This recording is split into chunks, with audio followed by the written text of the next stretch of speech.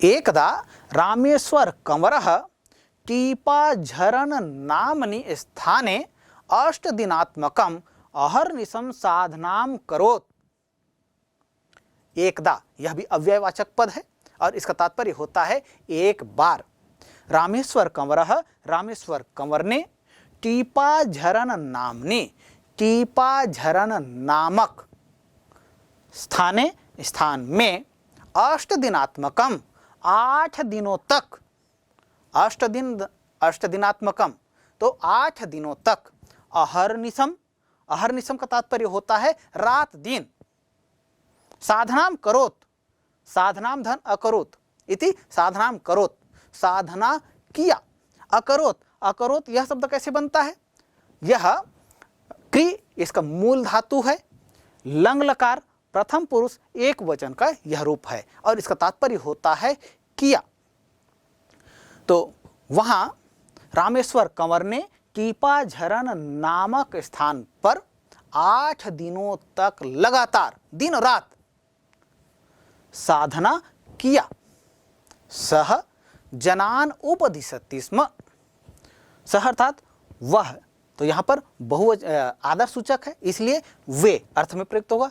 तो वे जनान, जन शब्द है द्वितीय विभक्ति बहुवचन का यह रूप है। जैसे बालक शब्द का द्वितीय विभक्ति का रूप होता है, बहुवचन में रूप होता है। जैसे क्या होता है बालक का? बालकः बालकौ बालकाः बालकम बालकौ बालकान। वैसे ही जनः जनौ जनाः जनम जनौ जनान। तो वे जनान लोगों को उपदिशति स्म, उपदेश देते थे। उपदिशति स्म, तो उप ये क्या है? यह उपसर्ग है। दिस धातु है, लट लकार प्रथम पुरुष एक वचन का रूप है और प्रथम पुरुष है तो उपदेश देता है ये होना चाहिए, लेकिन अर्थ क्या हो रहा है? सह जनान उपदिशति स्म, वे लोगों को उपदेश देते थे। उपदिशति स्म, उपदिशति इसका तात्पर्य क्या हुआ? उपदेश देता है, लेकिन इसमें स्म इस प्रत्यय का प्रयोग हुआ है और इसके कारण से स्म प्रत्यय एक ऐसा प्रत्यय है या ऐसा पद है जिसके कारण से कोई भी लट लकार वाचक रूप जो है वह लंग लकार वाचक रूप बन जाता है। जैसे वह पढ़ता है कहते हैं तो सह पठति, लेकिन इसी वाक्य को हमको कहना हो कि वह पढ़ता था तब क्या कहेंगे?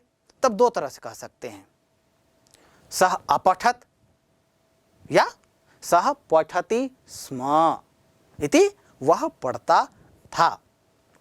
तो ऐसे ही स्म इस भूतकालिक प्रत्यय का यहाँ प्रयोग हुआ है, तो इसके कारण से इसका अर्थ क्या हो गया? भूतकाल में चला गया।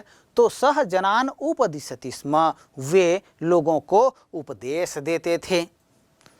उपदेश क्यों दिया जाता है आप सभी जानते हैं, उनके जो बुराइयां हैं उनको दूर करने के लिए, उनमें ज्ञान का संचार करने के लिए, अच्छाई का मार्ग दिखाने के लिए उपदेश दिया जाता है। तो ऐसे ही रामेश्वर कंवर जो है अपने जनजाति समूह के लोगों को उपदेश दिया करते थे। गहिरा ग्रामे सह शिव मंदिरस्य निर्माणं पि कारयितवान्। गहिरा ग्रामे, अपने देखिए रामेश्वर कंवर का जन्म कहाँ हुआ था? गहिरा गांव में। रहते कहाँ थे? गहिरा ग्राम में। तो इसलिए उन्होंने गहिरा ग्राम में शिव मंदिरस्य, शिव मंदिर का, मंदिरस्य मंदिर मूल शब्द है, षष्ठी विभक्ति एक वचन का यह रूप है। इसका तात्पर्य होता है मंदिर का, तो शिव मंदिर का। निर्माणम पि, निर्माणम धन अपि इति निर्माणम पि, अपि क्या है? अपि अव्ययवाचक पद है और इसका तात्पर्य होता है भी, निर्माण भी। कार्यितवान, कार्यितवान अर्थात कराया। देखिए कार्यितवान ये शब्द कैसे बनता है? क्रि इसका मूल धातु है और यह अब जब क्रि धातु को प्रेरणार्थक रूप दिया जाए, जैसे एक होता है करना और दूसरा होता है कराना। करना इस अर्थ में कहेंगे तो क्या होगा? करोति होगा, और कराने के अर्थ में होगा तो कारयति। करना इस अर्थ में करोति और कराने के अर्थ में कारयति। तो यहां पर क्या है कि मंदिर का निर्माण कराया, तो कराया यह कहने के लिए क्री यह जो धातु है इसको प्रेरणार्थक रूप धारण करना पड़ता है, और ऐसा जब रूप धारण करते हैं तब उसका रूप बन जाता है कार, क्री से कार हो जाता है, और फिर इसमें अक्तत्व प्रत्यय का प्रयोग हुआ। तो इस तरह से इसका रूप बन गया कारितवान, और अर्थ होता है कराया। तो उन्होंने गहिरा ग्राम में शिव मंदिर का निर्माण भी कराया।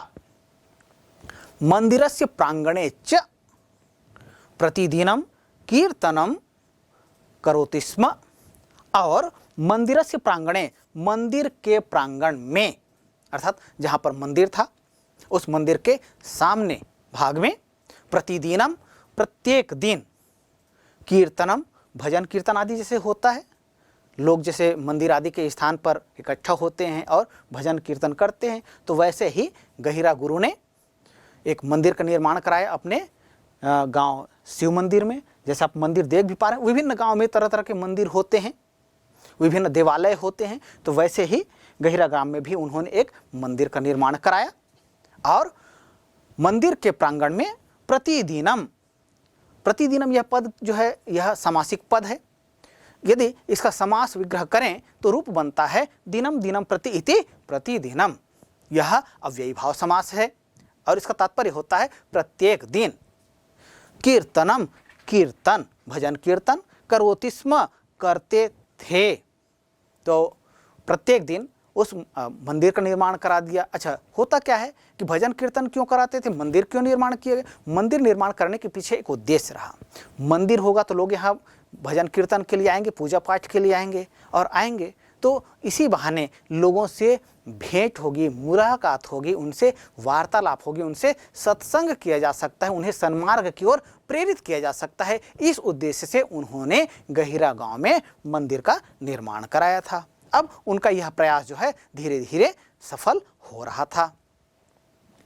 सह रात्रौ भगवत चिंतनम कुर्वन् वने इतस्ततश्च भ्रमति स्म।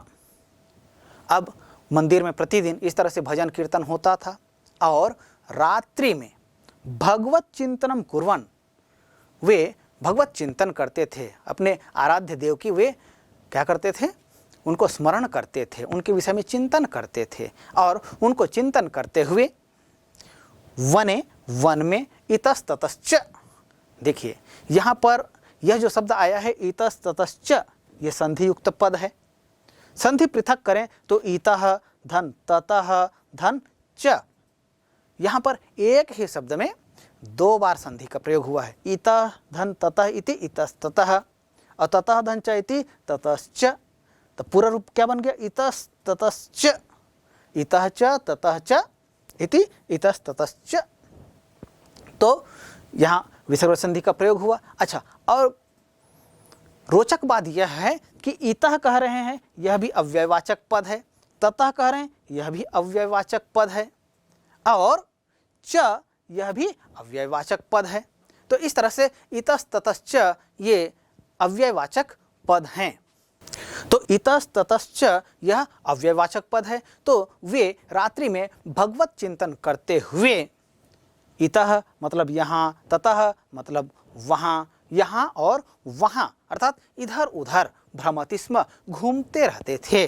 अर्थात वे एक जगह केवल मंदिर में बैठ नहीं जाते थे, अपने घर में विश्राम नहीं करते थे, अपितु वे ईश्वर का ध्यान करते थे। कि क्या ध्यान करते थे? ध्यान यह करते थे कि हमारे जनजातीय समाज के जो लोग हैं इनके जीवन को कैसे अच्छा बनाया जा सकता है, कैसे लोगों को बुराई के से बचाने के लिए प्रयास किया जा सकता है, इस विषय में वे ध्यान करते थे, मनन करते थे, चिंतन करते थे। और ऐसा करते हुए वे वन में इधर उधर घूमते रहते थे। यदा कदा सह समाधिं पि अधिगच्छति स्म, और कई बार वे ऐसा चिंतन करते हुए, यदा कदा, यदा और कदा ये दोनों अव्ययवाचक पद हैं। यदा का मतलब होता है जब, और कदा का मतलब कब। तो यहाँ पर यदा कदा जब तब इस अर्थ में आया है। तो वे जब कभी भी सह समाधिं पि समाधि भी अधिगच्छति स्म समाधि में भी चले जाते थे। इस तरह चिंतन तो करते थे, कभी बैठकर ध्यान लगाते थे और ध्यान लगाते लगाते वे समाधिस्थ हो जाते थे। उन्हें देश दुनिया की चिंता नहीं रहती थी, देश दुनिया का भान नहीं रहता था। वे सीधे ध्यान लगाते थे और ध्यान लगा करके वे अपने आराध्य में खो जाते थे। तो इस तरह की जो स्थिति होती है इसको कहते हैं समाधि।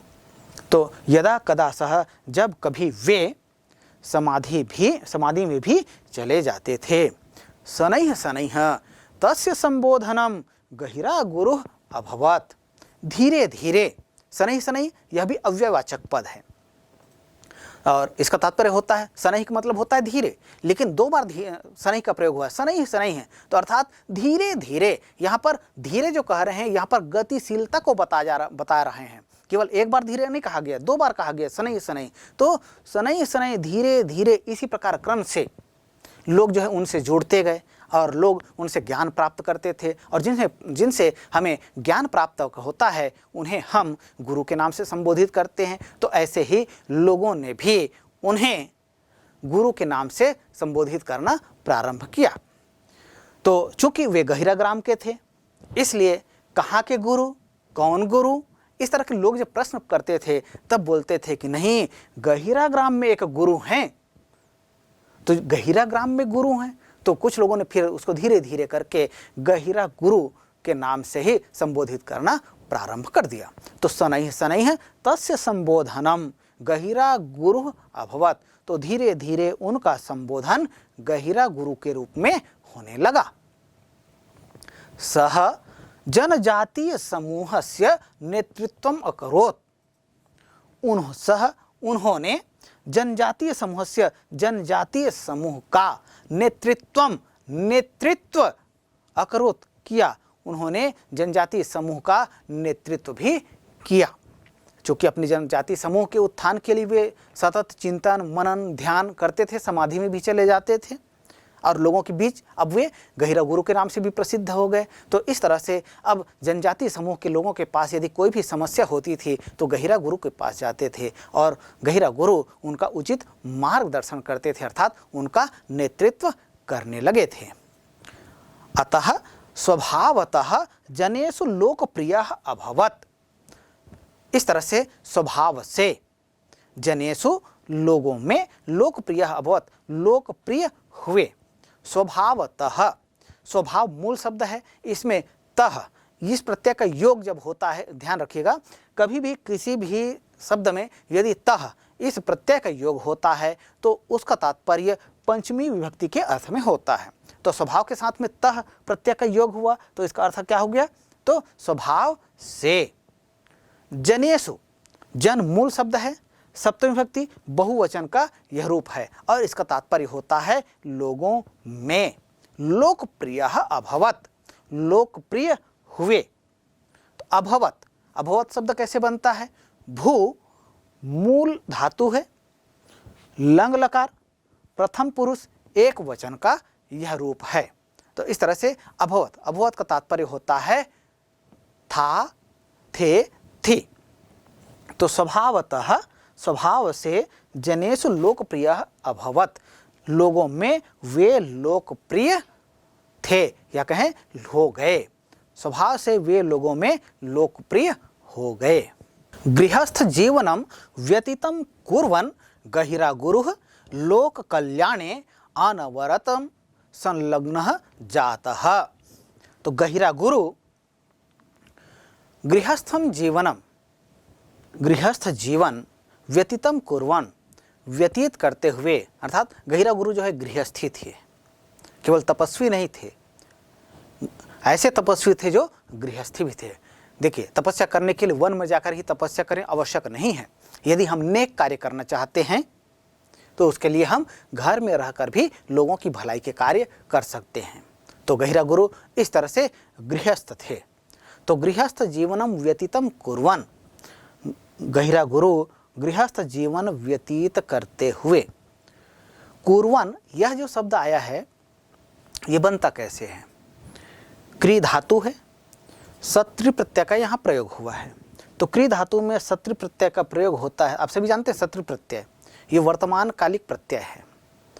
सत्रि और सानच ये दोनों प्रत्यय जो हैं वर्तमान कालिक प्रत्यय कहे जाते हैं। और सत्रि प्रत्यय का जब योग होता है किसी धातु में तो उसका अत या अन जो है शेष रहता है। सत्रि और सानच प्रत्यय का जब योग किसी धातु में होता है तब उससे बने हुए जो शब्द होते हैं इसके भी रूप बनते हैं, तीनों लिंगों में इसके रूप चलते हैं। तो यहाँ पर क्री धातु में सत्रि प्रत्यय का योग हुआ है, वर्तमान कालिक प्रत्यय है, इसलिए अच्छा, और ये कार्य की निरंतरता को, गतिमानता को बताता है, अर्थात कार्य जो चल रहा है इस अवस्था को बताता है। तो कुर्वन् करते हुए, तो गृहस्थम जीवनम व्यतीतम कुर्वन्, गृहस्थ जीवन व्यतीत करते हुए। गहिरा गुरु, लोक कल्याणे, लोकस्य कल्याणे इति लोक कल्याणे, अर्थात या लोका नाम कल्याणे इति लोक कल्याणे, यह समासिक पद है। षष्ठी तत्पुरुष समास, अर्थात लोगों के कल्याण के में। अनवरतम अर्थात निरंतर। संलग्न जातः, संलग्न रहते थे, अर्थात गहिरा गुरु जो है गृहस्थी जीवन भी व्यतीत करते थे और साथ ही साथ लोगों के कल्याण के कार्यों में भी निरंतर वे लगे रहते थे।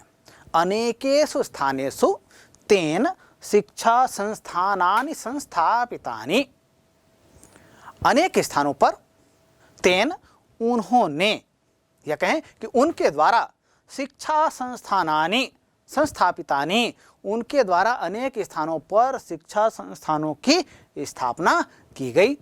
क्यों की गई? वे चाहते थे अपने जनजातीय समुदाय के लोगों का उत्थान।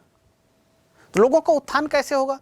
तो लोगों का उत्थान करना है तो उन्हें शिक्षा से जोड़ना होगा, क्योंकि शिक्षा ही एक ऐसा माध्यम है जिसके माध्यम से व्यक्ति जो का समुचित उन्नति होता है, या कहें कि उनका सर्वांगीण विकास संभव हो सकता है। तो इसलिए वे अपने समाज के लोगों को यदि अच्छाई के मार्ग पर लाना चाहते थे, उनकी बुरी अवस्था को सुधारना चाहते थे, तो उन्होंने कहा कि नहीं, शिक्षा ही एकमात्र ऐसा माध्यम है जिसके माध्यम से लोगों को कल्याण के मार्ग से जोड़ा जा सकता है, उनकी आत्मोन्नति की जा सकती है। तो इसलिए उन्होंने शिक्षा पर बल दिया, और इसी शिक्षा पर बल देने के कारण से उन्होंने कहा कि नहीं, शिक्षा संस्थान जो है अधिक से अधिक होने चाहिए।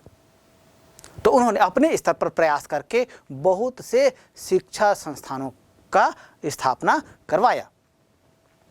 तेसु, अब उन्होंने जिन शिक्षा संस्थानों की स्थापना करवाया उनमें तेसु, तेसु शब्द कैसे बनता है? तद मूल शब्द है, सप्तमी विभक्ति बहुवचन का रूप है। तो उनमें संस्कृत पाठशालाः, आश्रम विद्यालयाः, महाविद्यालयाः च सन्ति। अब उन्होंने जिन शिक्षा संस्थानों की स्थापना करवाया उनमें संस्कृत पाठशाला, संस्कृत पाठशाला जैसे चित्र में देख भी पा रहे हैं, आश्रम विद्यालयाः, आश्रम विद्यालय केवल एक नहीं अनेक, देखिए पाठशाला का संस्कृत पाठशाला कहा गया है, केवल पाठशाला बस नहीं कहा गया है। तो जैसे लता लते लताः होता है, वैसी शाला शाले शाला, पाठशाला पाठशाले पाठशालाः, संस्कृतम पाठशाला संस्कृतम पाठशाले संस्कृतम पाठशालाः, तो संस्कृत के पाठशालाओं की। आश्रम विद्यालयाः, आश्रम विद्यालय, बहुत से आश्रम विद्यालय, आश्रम विद्यालय अर्थात जहाँ लोग आकर रहते हैं, बच्चे आकर रहते हैं और वहाँ शिक्षा प्राप्त करते हैं, ऐसे। महाविद्यालयाः च, और न केवल शिक्षा अर्थात केवल पाठशाला या कहें कि विद्यालय, अपितु महाविद्यालय भी हैं। तो उनके द्वारा जो स्थापित शिक्षा संस्थान है उनमें संस्कृत पाठशाला, आश्रम विद्यालय और महाविद्यालय भी हैं, जिनके स्थापना में उनका महत्वपूर्ण योगदान है। जीवने शिक्षायाः महत्वम निर्विवादम, तो जीवन में शिक्षा का महत्व जो है विवाद रहित है, अर्थात शिक्षा के महत्व को सब लोग स्वीकार करते हैं। जो व्यक्ति जितना अधिक शिक्षित होगा, या कहें कि जो समाज जितना अधिक शिक्षित होगा, वह उन्नति के पथ पर उतना अधिक अग्रसर होगा, ये सब स्वीकार करते हैं। इनमें कहीं किसी कोई विवाद नहीं है, इसका कहीं कोई विरोध नहीं है। इसलिए हम सबको भी, आप सबको भी शिक्षित होना है। न केवल हमको शिक्षित होना है, अपितु हम सबकी यह महती जिम्मेदारी है कि हम अधिक से अधिक लोगों को शिक्षित बनाएं, अधिक से अधिक लोगों को पढ़ने के लिए प्रेरित करें। क्यों? जीवने शिक्षायाः महत्वम निर्विवादम, जीवन में शिक्षा का महत्व जो है निर्विवाद है। तो शिक्षायाः, यह जो पद है, शिक्षा मूल शब्द है, षष्ठी विभक्ति एक वचन का यह रूप है और इसका तात्पर्य होता है शिक्षा का। जीवने, जीवन मूल शब्द है, सप्तमी विभक्ति एक वचन का यह रूप है और इसका तात्पर्य होता है जीवन में। तो जीवन में शिक्षा का महत्वम, महत्व निर्विवादम, निह धन वि धन वादम, अर्थात इति निर्विवादम, निह धन विवादम इति, यहाँ पर संधि हुआ, विसर्ग संधि का रूप हुआ ये। तो निर्विवादम, तो निर क्या है? यह उपसर्ग है। तो निर्विवादम इसका तात्पर्य होता है विवाद रहित। तो जीवन में शिक्षा का महत्व जो है विवाद रहित है, इसलिए हम सबको शिक्षा ग्रहण करने के लिए अधिक से अधिक प्रयत्नशील होना है और लोगों को भी प्रयत्नशील करना है। तस्मात् कारणात् कालांतरे सह वंचित समुदायस्य छात्रेभ्यः अनेकान् छात्रावासान् चापि प्रारभयामास। इस कारण से, तस्मात् कारणात्, तो तस्मात् कैसे बनता है? तद मूल शब्द है, पंचमी विभक्ति एक वचन का यह रूप है। तो कारणात्, कारण मूल शब्द है, ये भी पंचमी विभक्ति एक वचन का रूप है। तो तस्मात् कारणात्, इस कारण से, कालांतरे, काल धन अंतरे इति कालांतरे, कालस्य अंतरे इति कालांतरे। तो काल धन अंतरे, कालांतरे कहते हैं तो दीर्घ स्वर संधि का प्रयोग हुआ। कालस्य अंतरे इति तत्पुरुष समास का प्रयोग हुआ। तो कालांतर, समय बीतने के साथ, सह वे वंचित समुदायस्य, वंचित समुदाय, वंचित समुदाय किनको कहा गया? जनजातीय समुदाय के लोगों को वंचित क्यों कहा गया? क्योंकि ये सुदूर वन में रहते हैं और इनमें शिक्षा का प्रसार नहीं होता है, इसलिए शासन प्रशासन के द्वारा उपलब्ध कराई जाने वाली जो विभिन्न योजनाएं हैं उनके विषय में इनकी जानकारी नहीं होती हैं और ये उनका समुचित लाभ नहीं ले पाते हैं, या कहें कि जो शासन प्रशासन की सुविधाएं हैं, योजनाएं हैं, उनके लाभ से ये वंचित रह जाते हैं या रहे हैं, या इन्हें वंचित किसी कारण से कभी रखा गया था, इस कारण से इन्हें आज वंचित समुदाय कहा गया।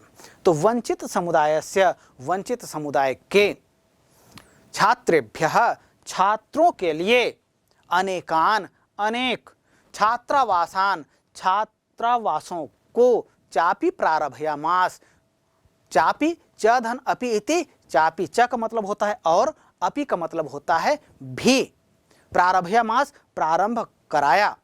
तो इस कारण से शिक्षा का महत्व निर्विवाद है। इस कारण से कालांतर में समय बीतने के साथ उन्होंने वंचित समुदाय के छात्रों के लिए और अनेक छात्रावासन और अनेक छात्रावासों को भी प्रारंभ कराया। केवल विद्यालय खोल देने मात्र से कार्य नहीं चलेगा, शिक्षा संस्थान खोल देने मात्र से कार्य नहीं चलेगा। क्यों? क्योंकि वो सुदूर अंचल, रायगढ़ जिला के सुदूर अंचल में गहिरा ग्राम है, तो वहाँ के बच्चे प्रतिदिन विद्यालय गमनागमन नहीं कर सकते हैं। ऐसी स्थिति में उन्होंने यह व्यवस्था कराया कि जहाँ विद्यालय हैं, जहाँ शिक्षा संस्थान हैं, वहाँ ही छात्रावास की भी उन्होंने स्थापना कराया, प्रारंभ कराया, ताकि बच्चे जो है उस छात्रावास में आएँ, वहाँ रहें, वहाँ रह करके वे विद्यालय जाएं और वापस छात्रावास में रहें। उन्हें प्रतिदिन घर आने और जाने की आवश्यकता ना हो और उस छात्रावास में भोजन आदि की सुविधा है। बहवः जनाः संस्थाश्च तस्य कल्याणकारी कार्यक्रमेषु सहयोगम दत्तवन्तः। अब ये इतना महान कार्य क्या गहिरा गुरु अकेले कर सकते हैं? नहीं, अकेले के लिए चीज़ें संभव नहीं है। जब तक जो किसी भी कार्य में जन सहयोग न प्राप्त हो, तब तक किसी महान उद्देश्य की प्राप्ति करना लगभग असंभव होता है।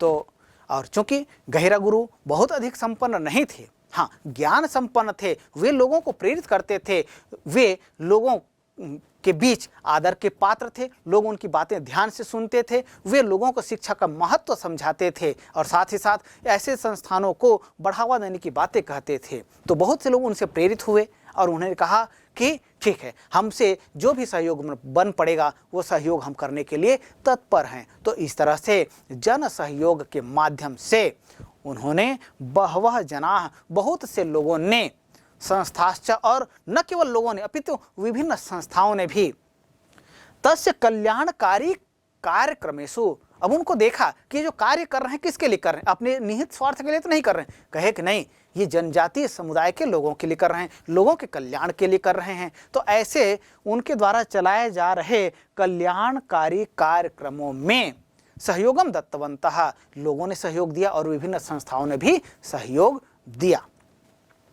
दत्तवन्तः, यह पद यहाँ पर प्रयुक्त हुआ है। दत्तवन्तः पद कैसे बनता है? दा धातु है, अक्त्वतु प्रत्यय, बहुवचन का यहाँ रूप है। अभी जैसे हम थोड़ी देर पहले मैंने बताया कि दत्तवन्तः अक्त्वतु प्रत्यय जो है, इसका जब प्रयोग होता है तो इसका रूप बनता है, और रूप जो है तीनों लिंगों में बनता है, और फिर इसके जैसे विभिन्न शब्दों के रूप बनते हैं उस तरह से भी इसके रूप बनते हैं। तो दत्तवान, दत्तवन्तौ, दत्तवन्तः, दा धातु धन अक्त्वतु प्रत्यय, बहुवचन, प्रथम विभक्ति बहुवचन का रूप, तो इस तरह से रूप बन जाता है दत्तवन्तः। ध्यान रखिएगा बच्चों, आप कभी भी संस्कृत पढ़ते हैं तो संस्कृत पढ़ते समय जो विभिन्न पद हैं, इनका निर्माण कैसे हुआ है, इसके विषय में भी जब तक आप समुचित जानकारी नहीं रखेंगे, सही सही अर्थ आप नहीं लगा पाएंगे या उसमें लगाने में आपको कठिनाई होगी। इसलिए विभिन्न पदों को पहचानना भी हमारे लिए आवश्यक है। तदनंतरम शासकीयानुदानेन तानि शिक्षा संस्थानानि गतिं प्राप्तानि। तदनंतरम, उसके बाद जब लोगों का सहयोग मिला, विभिन्न संस्थाओं का ऐसे कल्याणकारी कार्यक्रमों में सहयोग मिला, उसके बाद शासकीयानुदानेन, अब शासन से भी अनुदान प्राप्त हुआ, तो शासन के अनुदान से तानि, उन शिक्षा संस्थानानि, उन शिक्षा संस्थानों को, गतिम प्राप्तानि, गति को प्राप्त हुए। अर्थात जब लोगों ने सहयोग दिया, इस तरह से वे शिक्षा संस्थान बड़े सुचारू रूप से चलने लगे, तब शासन का भी ध्यान वहाँ आकर्षित हुआ और शासन के द्वारा उन संस्थानों को, उन शिक्षण संस्थानों को शासकीय अनुदान दिया जाने लगा। तो शासन के द्वारा जब शासकीय अनुदान उन शिक्षण संस्थानों को प्राप्त हुआ, तब वे शिक्षण संस्थान जो है अपनी अबाध गति से संचालित होने लगे। निज समुदायस्य विकासाय 43,1920 ख्रीस्ताब्दे सह गहिरा ग्रामे सनातन संत समाज नाम संस्था स्थापयत। निज समुदायस्य, अपने समुदाय के, विकासाय, विकास के लिए, 43 मतलब 43, 1920 अर्थात एकोन मतलब एक नहीं, किसमें? सत अर्थात 100 में एक नहीं, अर्थात 900, शततमे, तो 43,1920 अर्थात 1943 ख्रीस्ताब्दे ईस्वी को सह वे गहिरा ग्रामे, गहिरा ग्राम में, वे मतलब कौन? गहिरा गुरु ने। गहिरा ग्राम में सनातन संत समाज संस्थाम स्थापयत। तो सनातन संत समाज नामक संस्था का स्थापना संत श्री गहिरा गुरु ने गहिरा ग्राम में सन 1943 में किया। किस लिए किया? निज समुदाय से विकासाय, अपने समुदाय के विकास के लिए उन्होंने सनातन संत समाज की स्थापना किया। कदा? तो 43,1920 अर्थात 1943 ईस्वी को।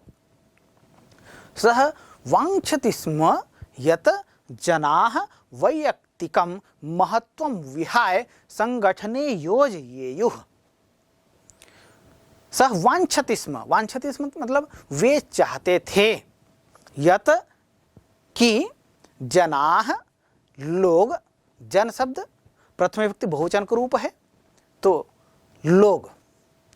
तो सह वांछति, इसमें वे चाहते थे, यत, यत का मतलब होता है कि, जनाः लोग, वैयक्तिकम अर्थात व्यक्तिगत जिसको हम कहते हैं, या वैयक्तिक, महत्व विहाय अर्थात अपने महत्व को या अपने स्वार्थ को विहाय छोड़कर या त्याग कर, अर्थात लोग जो है केवल अपने बारे में न सोचे अपितु समाज के विषय में सोचे।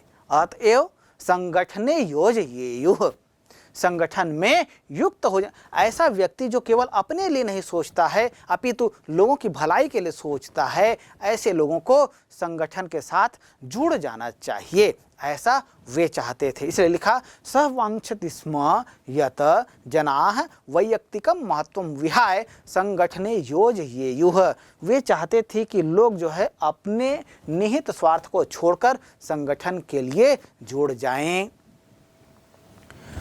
गुरु महोदयस्य शिक्षायाः सारः अस्ति। गुरु महोदयस्य, गुरु महोदयस्य शब्द कैसे बनता है? महोदय मूल शब्द है, षष्ठी विभक्ति एक वचन का यह रूप है और इसका तात्पर्य होता है गुरु महोदय के। शिक्षायाः सारः, शिक्षायाः, शिक्षा मूल शब्द है, शिक्षा शब्द में षष्ठी विभक्ति एक वचन का प्रयोग हुआ है तो रूप बनता है शिक्षायाः। तो सारः, सार, अस्ति है, तो गुरु महोदय की शिक्षा का सार है। क्या सार है? सत्यम शांति दया क्षमा च। सत्य, शांति, दया और क्षमा। तो जीवन में सत्य का आचरण करें और मन में शांति रखें। आचरण में या विभिन्न प्राणियों के प्रति, विभिन्न लोगों के प्रति, प्रकृति के प्रति दया का भाव रखें। और यदि कहीं कोई अपराध हो जाता है या किसी ने अपराध कर दिया तो उसके प्रति क्षमा का भाव। तो सत्य, शांति, क्षमा और दया ये गहिरा गुरु की शिक्षा का सार है। ततः च सात्विक जीवन यापनाय उपदेशम दत्तवान। और उन्होंने अपने जनजातीय समुदाय के लोगों को, न केवल जनजातीय समुदाय के अपितु सामान्य लोगों को भी उन्होंने सात्विक जीवन जीने का उपदेश दिया। सात्विक जीवन अर्थात माने जिसको कहते हैं सादा जीवन उच्च विचार।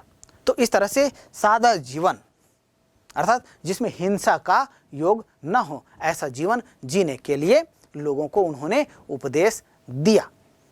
जनान स्वच्छतायाः महत्वम अवबोधयत। जनान, जन मूल शब्द है, द्वितीय विभक्ति बहुवचन का रूप है। तो लोगों को स्वच्छतायाः, स्वच्छता मूल शब्द है, षष्ठी विभक्ति एक वचन का रूप है, स्वच्छता का, महत्वम, महत्व को, अवबोधयत अर्थात समझाया, अर्थात लोगों को स्वच्छता का महत्व समझाया। जिस तरह से महात्मा गांधी जी ने स्वच्छता का महत्व हम सबको सिखाया, स्वच्छता का उपदेश उन्होंने दिया नहीं, उन्होंने आचरण में करके बताया। तो ऐसे ही गहिरा गुरु भी अपने आचरण के माध्यम से लोगों को स्वच्छता का महत्व का बोध कराया। तो जनान स्वच्छतायाः महत्वम अवबोधयत, उन्होंने लोगों को स्वच्छता के महत्व का बोध कराया। तस्य व्यक्तित्वे ईदृशम आकर्षणमासीत् यत जनाः सहजैव प्रभाविताः संजाताः। तस्य व्यक्तित्वे, उनके व्यक्तित्व में, ईदृशम इस प्रकार का, आकर्षणमासीत्, आकर्षणम धन आसीत् इति आकर्षणमासीत्। आकर्षण ये कैसे बनता है? आ उपसर्ग है, कृष धातु है और ल्युट प्रत्यय है। तो इस तरह से रूप बन जाता है आकर्षणम। तो उनके व्यक्तित्व में ऐसा आकर्षण था यत कि जनाः सहजैव, सहजैव यह पद कैसे बनता है? सहज धन एव इति सहजैव, यहां पर वृद्धि स्वर संधि का प्रयोग है, सहज ही इसका तात्पर्य हुआ। प्रभाविताः संजाताः, प्रभावित हो जाते थे। तो उनके व्यक्तित्व में इस प्रकार का आकर्षण था कि कोई भी व्यक्ति उनके सानिध्य में यदि आता तो उनसे प्रभावित हुए बिना नहीं रह पाता था। चाहे जितने लोग आ जाएं, सब उनसे प्रभावित हो जाते थे। और ये प्रभाव कैसे होता था? उनके व्यक्तित्व के कारण से, उनके आचरण के कारण से, उनके व्यवहार के कारण से, उनके वाणी के कारण से। तो उनके व्यक्तित्व में ऐसा आकर्षण था कि लोग उनसे सहज ही प्रभावित हो जाते थे। उत्तरोत्तरम अनुयायिया नाम अभिवर्धनम अभवत, और समय के साथ उत्तरोत्तरम, उत्तर उत्तर अर्थात समय के साथ जैसे जैसे समय व्यतीत होता गया वैसे वैसे अनुयायी नाम, अनुयायियों की जो संख्या है वो अभिवर्धनम अभवत, नित जो है उनके अनुयायी जो थे, उनको सुनने वाले, उनके जानने वाले, उनके आदर्शों को अपनाने वाले जो लोग हैं उनकी संख्या में निरंतर उत्तरोत्तर वृद्धि होती रही। गहिरा गुरोह ते अनुयायिनः ग्रामे ग्रामे भ्रमण तस्य विचारस्य प्रसारम प्रचारम च कृतवन्तः। और कुछ ऐसे उनके अनुयायी थे जो उनके परम भक्त बन गए थे, गुरु उनको मान चुके थे और उनके उपदेशों को लोगों लोगों तक, या कहें कि जन जन तक पहुंचाने का बीड़ा वे उठा लिए थे।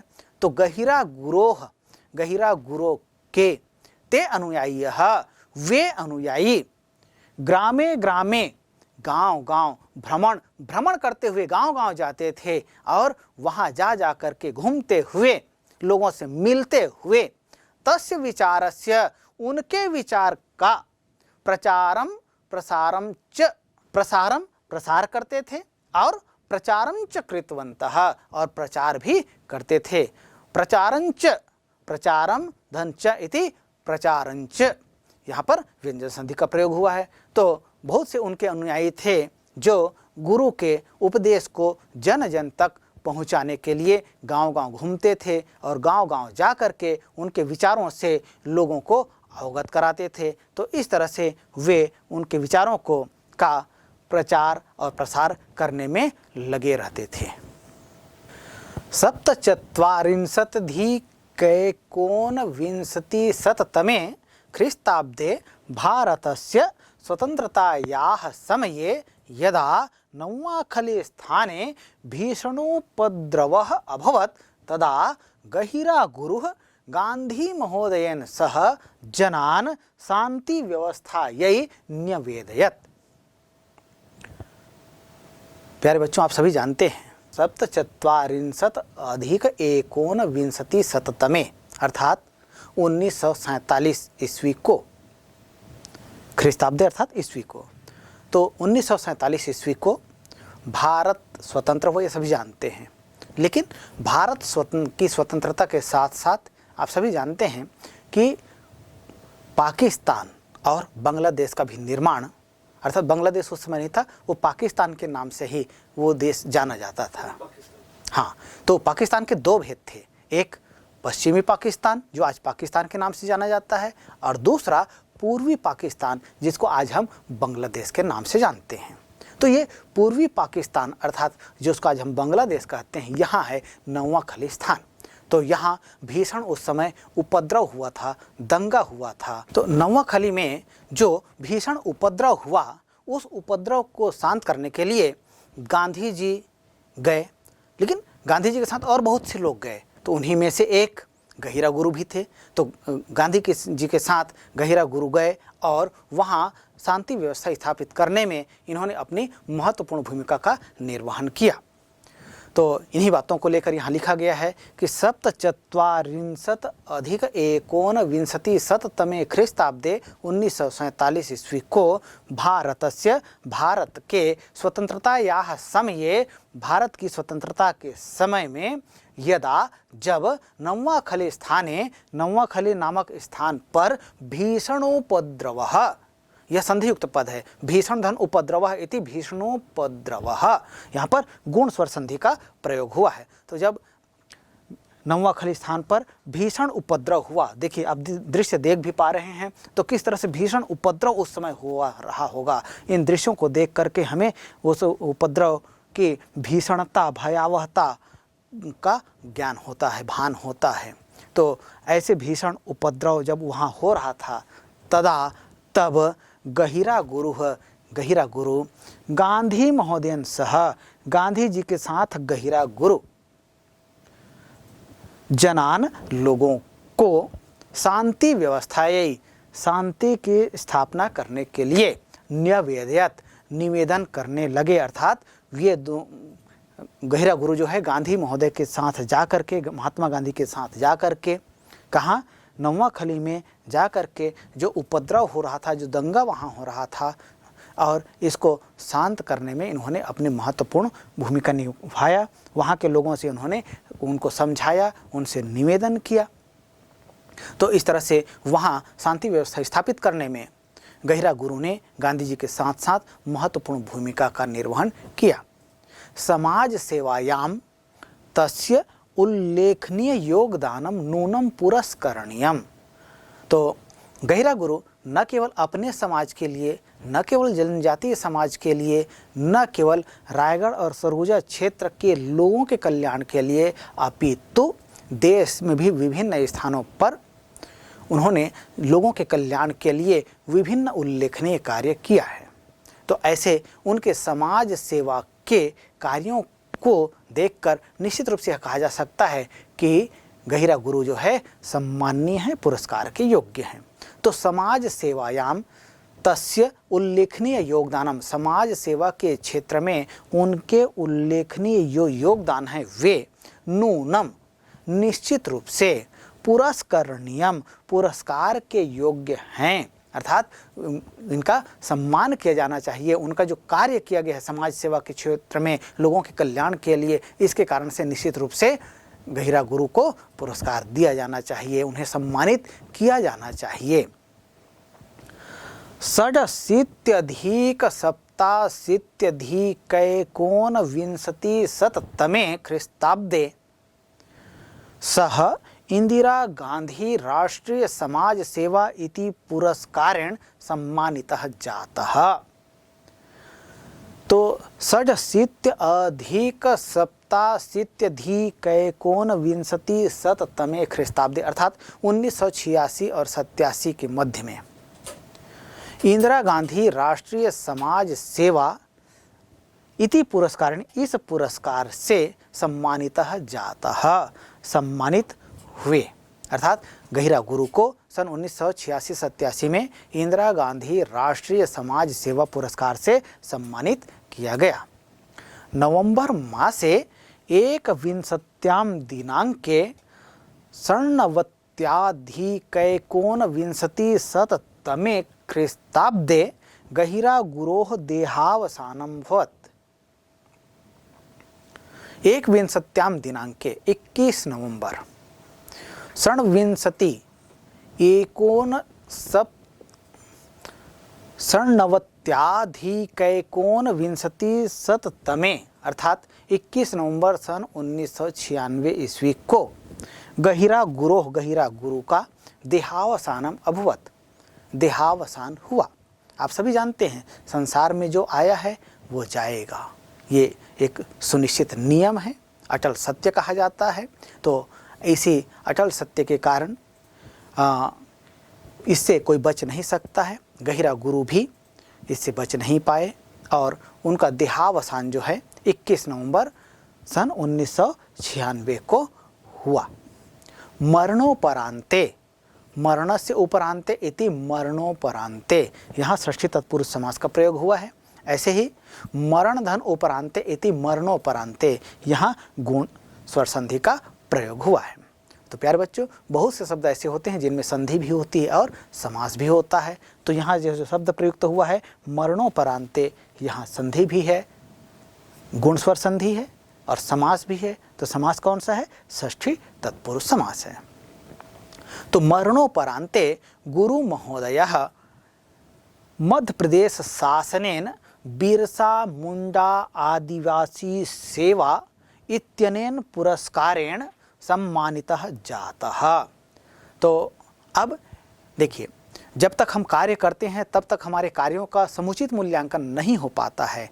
कई बार ऐसा होता है कि व्यक्ति के न रहने पर उनके महत्व का भान होता है, ज्ञान होता है। ऐसे ही गहिरा गुरु ने अपने जीवन भर जितने कार्य किए, मरणोपरांत इनकी मृत्यु के पश्चात इनके संपूर्ण कार्यों का आकलन किया गया और उनके महत्व को समझा गया और उनके महत्व को समझकर गुरु महोदय अर्थात गहिरा गुरु मध्य प्रदेश शासनेन, अच्छा मध्य प्रदेश शासन कह रहे हैं अर्थात उस समय जिसका आज हम छत्तीसगढ़ कह रहे हैं, लेकिन उस समय छत्तीसगढ़ भी मध्य प्रदेश का एक अभिन्न अंग हुआ करता था। तो मध्य प्रदेश शासन के द्वारा बिरसा मुंडा आदिवासी सेवा इत्यनेन पुरस्कारेण, तो बिरसा मुंडा आदिवासी सेवा इस पुरस्कार के द्वारा सम्मानित किए गए। तो मृत्यु के पश्चात इनके कार्यों का आकलन किया गया और इसके आधार पर फिर गहिरा गुरु महोदय का मध्य प्रदेश शासन के द्वारा बिरसा मुंडा आदिवासी सेवा इस पुरस्कार से इन्हें सम्मानित किया गया। तत्पश्चात इसके बाद शहीद वीर नारायण सिंह पुरस्कारम च लब्धवान, और इसके पश्चात फिर इन्हें छत्तीसगढ़ के जो प्रथम वीर सेनानी जो कहा जाता है, क्रांति के नायक रहे हैं सन 1857 की शहीद वीर नारायण सिंह, तो इनके सम्मान में जो पुरस्कार यहाँ की व्यवस्था की गई है उस पुरस्कार से भी इन्हें सम्मानित किया गया। तो तत्पश्चात उसके पश्चात शहीद वीर नारायण सिंह पुरस्कारम च लब्धवान, तो वह शहीद वीर नारायण पुरस्कार भी इन्हें प्राप्त हुआ। तस्य स्मृतौ, उनकी स्मृति में छत्तीसगढ़ शासन के द्वारा गहिरा गुरु पर्यावरणम पुरस्कारम उद्घोषितम। अब जब छत्तीसगढ़ राज्य बन गया है तब उनके महत्व को छत्तीसगढ़ शासन ने माना और उनके महत्व को जान करके या उनके यहाँ कहें कि उनके कार्यों को लोग जो है सदैव याद रखें, इसलिए गहिरा गुरु पर्यावरण पुरस्कार की व्यवस्था छत्तीसगढ़ शासन द्वारा की गई है। तो तस्य स्मृतौ, उनकी स्मृति में, स्मृतौ शब्द कैसे बनता है? स्मृति मूल शब्द है, सप्तमी भक्ति एक वचन का यह रूप है और इसका तात्पर्य होता है स्मृति में। तो तस्य स्मृतौ, उनकी स्मृति में छत्तीसगढ़ शासन के द्वारा गहिरा गुरु पर्यावरणम पुरस्कारम, गहिरा गुरु पर्यावरण पुरस्कार उद्घोषितम, घोषित किया गया, अर्थात यह पुरस्कार दिया जाता है। किनको दिया जाता है? जो पर्यावरण के क्षेत्र में अच्छा कार्य करते हैं उन्हें। कौन सा पुरस्कार दिया जाता है? तो गहिरा गुरु पर्यावरण पुरस्कार किसके द्वारा दिया जाता है? छत्तीसगढ़ शासन के द्वारा दिया जाता है। तथ्यमिदम अस्ति यत जनानां प्रेम स्नेहम च गहिरा गुरवे वास्तविकः पुरस्कारः। तथ्यमिदमस्ति यत जनानां प्रेम स्नेहम च गहिरा गुरवे वास्तविकः पुरस्कारः वर्तते।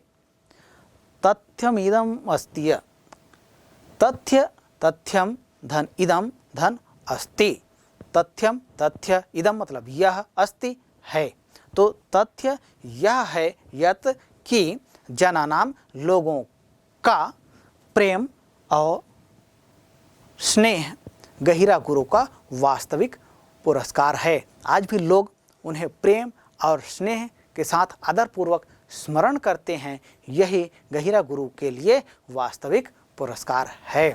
अद्यापि आज भी जनाः लोग तम उनको, किनको? गहिरा गुरु को